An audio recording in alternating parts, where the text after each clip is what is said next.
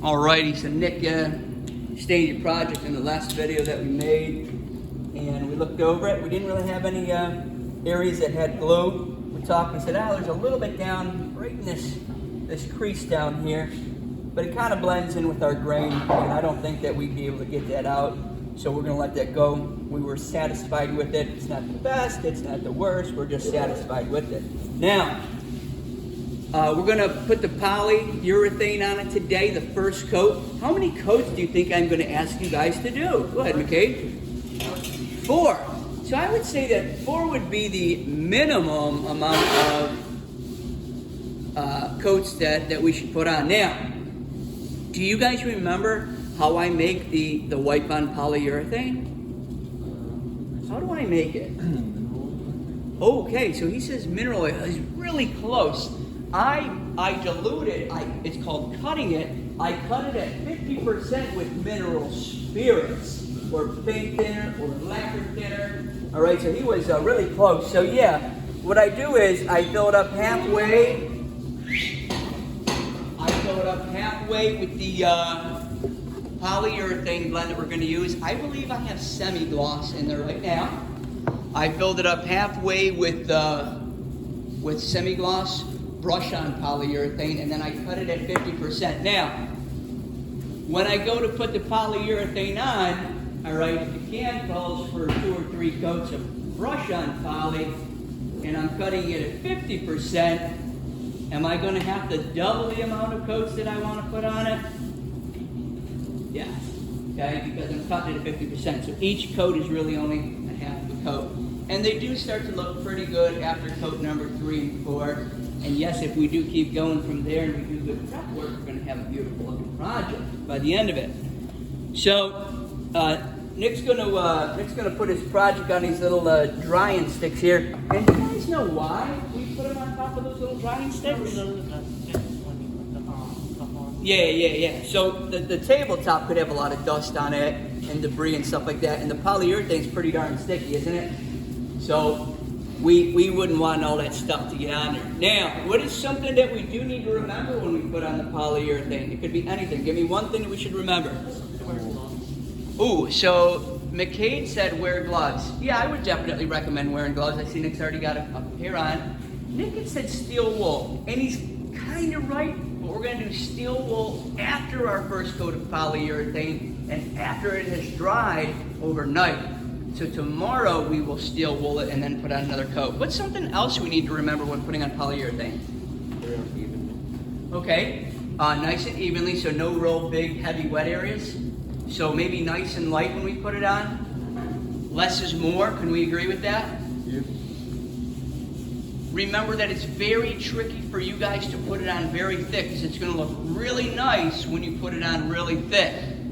All right, but that's just an instant result, and as soon as it starts running or drying and it gets full of sawdust here next period, you're not going to be happy.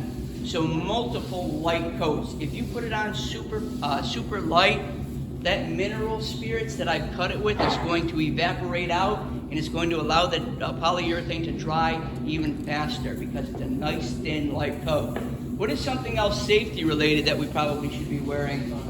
We definitely have to wear safety glasses, right? You think that the polyurethane and the mineral spirits is pretty nasty stuff if we got it in our eyes? Yeah. Oh yeah, all right. So it's a very simple thing to do by putting on our safety glasses. I'm trying to think if there's anything else we need to think about. I think we hit on everything that we want to do. So Nick, go ahead and put on a pair of safety glasses. And Nick happens to have a brand new rag, so it's going to take him a few times to get that rag saturated a little bit.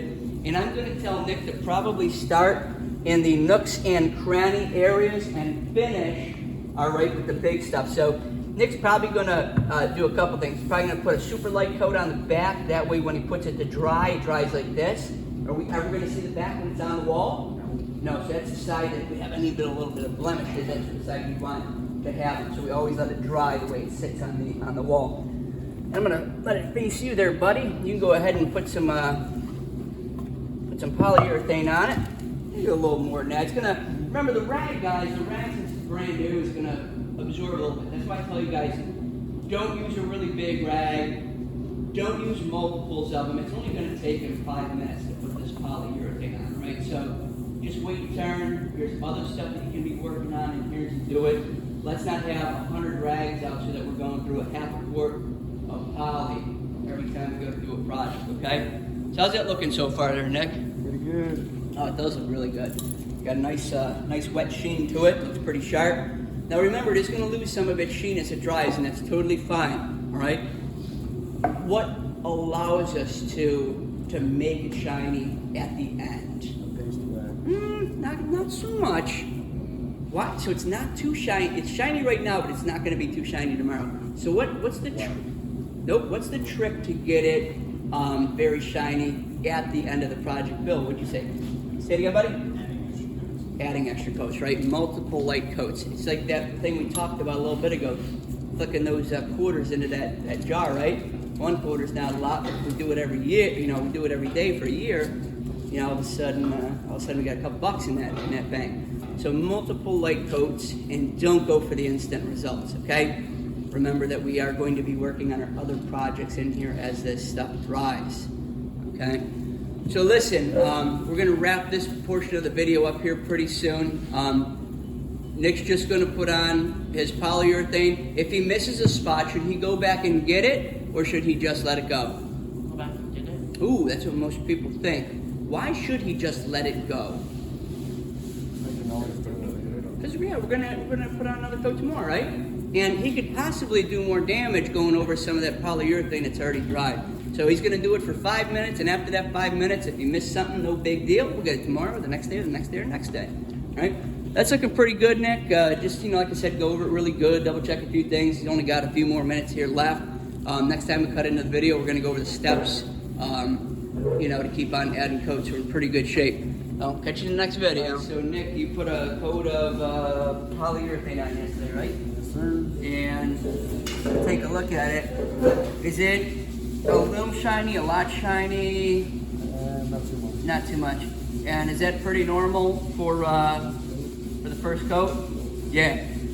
So do you remember what you need to do in between coats of polyurethane to prep it? Steel wool.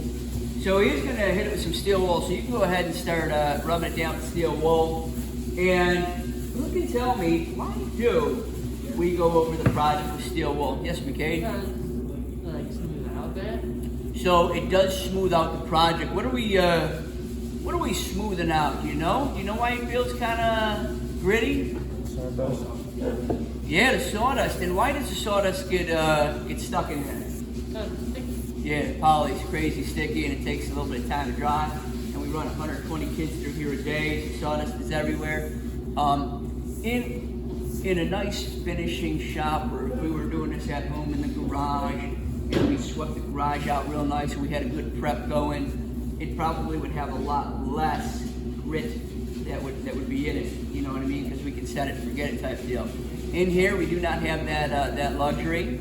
So we practice the very light coats, and we practice the prep in between. Now, all Nick has to do is go ahead and feel it after he's done. He's going to make sure he doesn't have any of that sandpapery type feeling. Do you also know what the other thing the steel wool does? So it scratches the, doesn't really scratch the wood, it scratches the previous coat of poly. And what does it do? Yeah, it kind of like gives it like a grab feature, right? Yeah, it gets in there, it gives it like a nice bonding surface. So the steel wool is a very, very, very important step in between each step of poly. All right. So as Nick gets his finishing little touches here, do you think he should maybe blow it off as well before he puts the next coat of poly on? Yeah, I would. Do you think it's pretty important when we blow the steel wool off that we wear safety glasses? Yeah, because we wouldn't want to get that steel in our eyes, right? It starts rusting in there and your cornea covers over it. It's a big old mess. So we don't want that. How's she feeling so far there, Nick? Getting there? All right. Give it a once over. And I'll make sure it looks like he's got a rag already set up.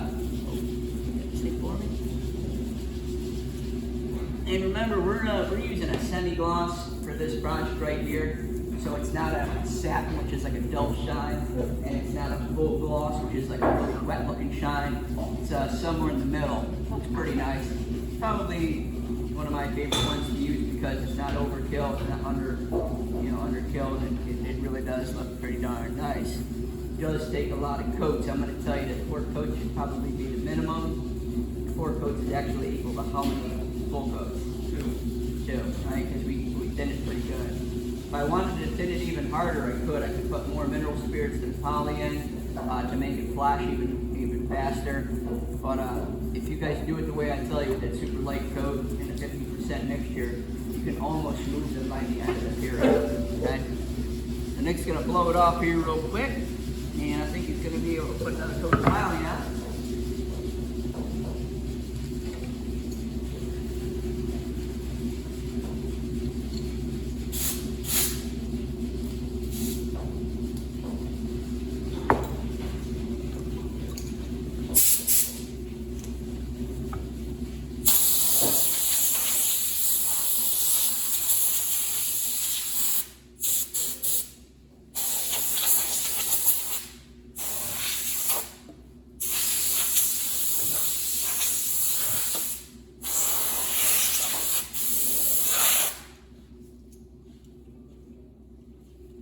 Feel pretty good?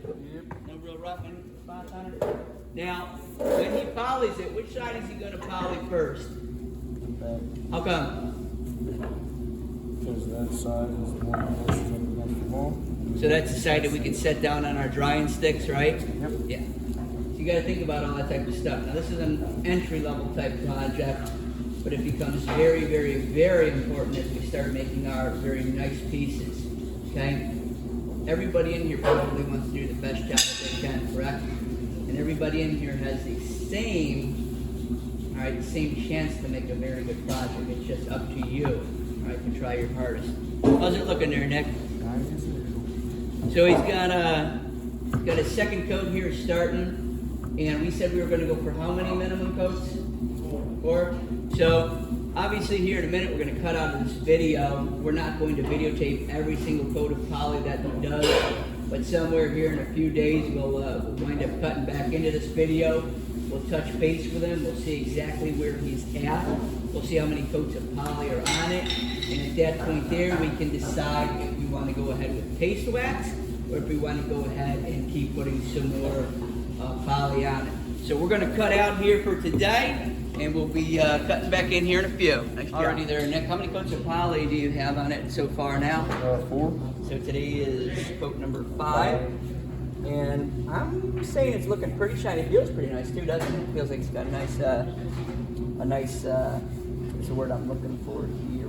Cover almost. Yeah, nice glaze on it. So it does look pretty good. I don't know if today's going to be your last coat or not. Obviously, we're not going to be able to get home this weekend. We've got to put poly on today, and maybe next week you're going to elect to put a couple more coats on. It is looking pretty good. I'm going to ask you to strap your gloves real quick. We'll let you put a smidge on here after you blow it off, absolutely. And Bill, this is your first coat today? Yes. Did you blow yours off as well? Okay. How's it feel? You might want to go over it a little bit and feel more this lightweight. Something there. It's so very light.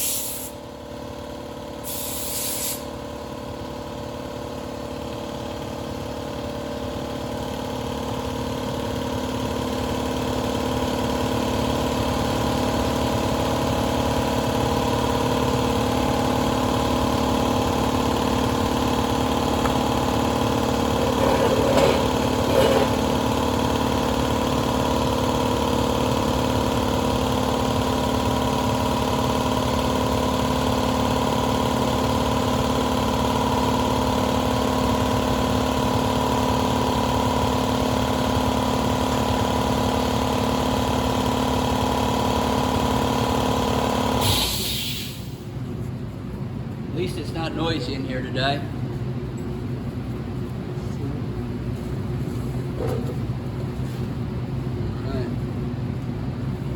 Get yourself a new rag too.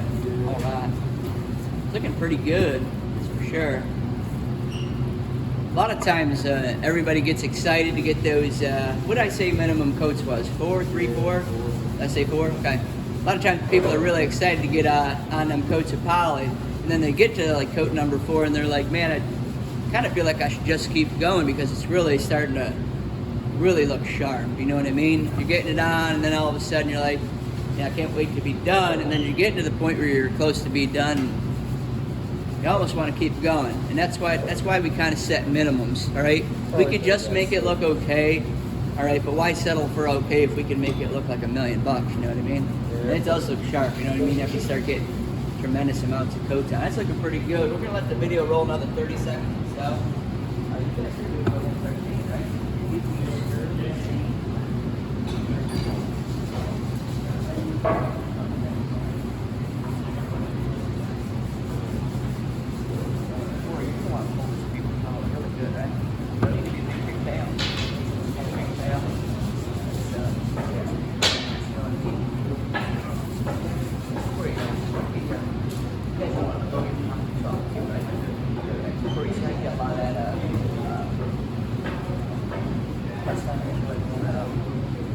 Alright, Nick, how long does it take to put a coat of poly on, you think, including steel wool? How long would you say it takes you? 15, 20 minutes? I bet you can even do it in less. I bet you can do it in 5 to 10. You're pretty efficient, you know? Alright, that looks pretty good, Nick. I guess, you think you're going to keep putting on more coats? Yeah, I'll probably do about 6. Okay, alright, well, we'll check in here in a couple of days, see what it looks like. Alright, so Nick, how many coats of poly did you wind up getting on this? 6. Right, and we can agree that it's got a lot of shine to it. It feels like it has a nice layer on it. So what's the last step that we're going to do on this here now? Face wax. We're going to paste wax. And do you actually need to steel wool this before we put the paste wax on? Well, how come? Because you apply it with the steel wool. Yeah, so we are going to put it on with the steel wool. And you said you had 6 coats on this? Boy, that really, it does look really nice. I like it. I happen to like that. If you wanted to, could you keep putting on more coats? You could. Yeah, it does stink, you know what I mean? It does stink doing all that. But yes, I agree that you're probably ready for some paste wax at this point here. So I already made that video, but what I'm going to do here, excuse you, bless you. What I'm going to do is I'm going to let you put that paste wax on it today. After you put the paste wax on with the steel wool, what do you got to do? Wait 15 minutes. We're going to wait 15 minutes, and then we're going to buff it out. So looks mighty fine, buddy. Nice job on that. Looks fantastic.